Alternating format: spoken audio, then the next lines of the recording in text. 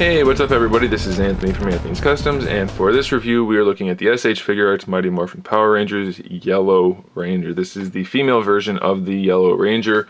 So now the set is complete, short of the Armored Black Ranger from Comic-Con.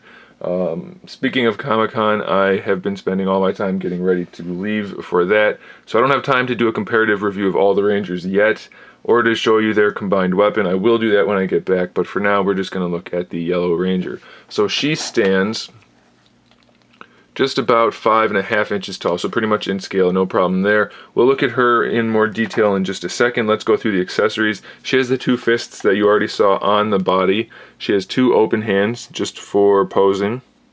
Then she has some gripping hands, different sized openings, one large, one small, and then she has some more gripping hands, one large, one small. So we have 8 hands in total and some accessories. We have her two little side like dagger things which look really well done. They have nice paint jobs, look cool.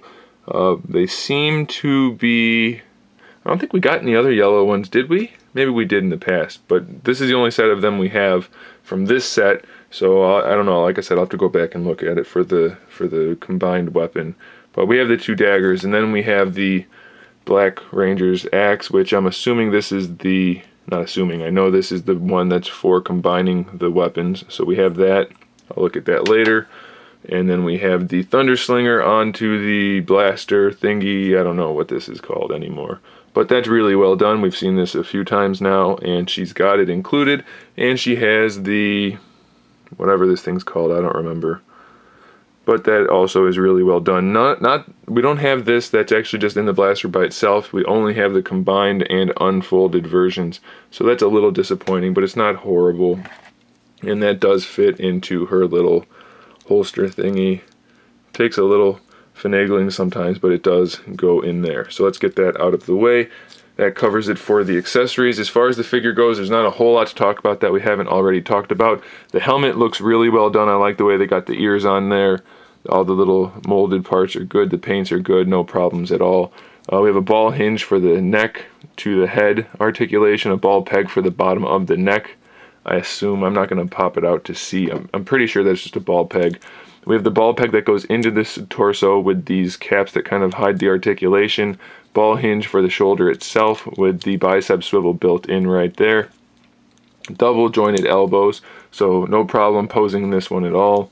The wrists have the ball hinge just like the neck. The hands just pop off to swap them out. So we have a swivel on either end and the hinge. Torso, actually pretty good range of motion, a lot better than some of the other figures, so that's pretty nice. Side to side, front to back. Rotation, not the best, but we do have the waist articulation also.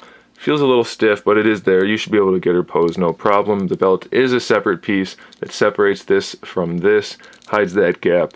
So that'll be in the way of the posing a little bit, but not too much. You can see she has the saber-toothed tiger on her belt, so that's pretty nice. We have the hinged ball pegs, so those can drop down to give you the better range of motion. So posing the hips should be no problem at all. They can't quite do the splits. Even if you bring it all the way down, you just can't do it unless you spin this socket upside down and then the other socket right side up. You can probably get the splits out of it that way. So take the time and you should be able to pose the figure no problem at all. Double jointed knees, not too bad. I do wish that they would not have done it the way they did in giving that weird kind of pocketed hinge. It looks fine when it's straight, but once it's bent, it's not the best design in the world. We have the hinged ankles. You can't bend the foot up at all, so that's pretty disappointing. We do have a toe joint though. They go back fine. You can rotate it around quite simply for an ankle rocker. So it's pretty good. It just doesn't give you that forward movement that I would prefer to have. She does have some nice sculpted parts. There are wrinkles in the uniform here and there, just to make it look like cloth. And it's just all the, diamonds are sculpted, the gloves are sculpted, the boots. Everything's pretty good on this figure. Really nothing new. I mean, we've seen, what, how many? 6, 7 Power Ranger figures so far from the Mighty Morphin line. So this is pretty much in par with that. Nothing really exciting since, we've seen it all before, but it's very nice to have the set completed. So obviously I have to recommend this figure if you need to complete the set. If you're a fan of the Yellow Ranger, there's nothing wrong with this figure. that would prevent me from telling you to buy it, so go buy it, guys. Thanks for watching. Stay tuned for more figure reviews, custom figures, and other good stuff. And in the meantime, keep collecting.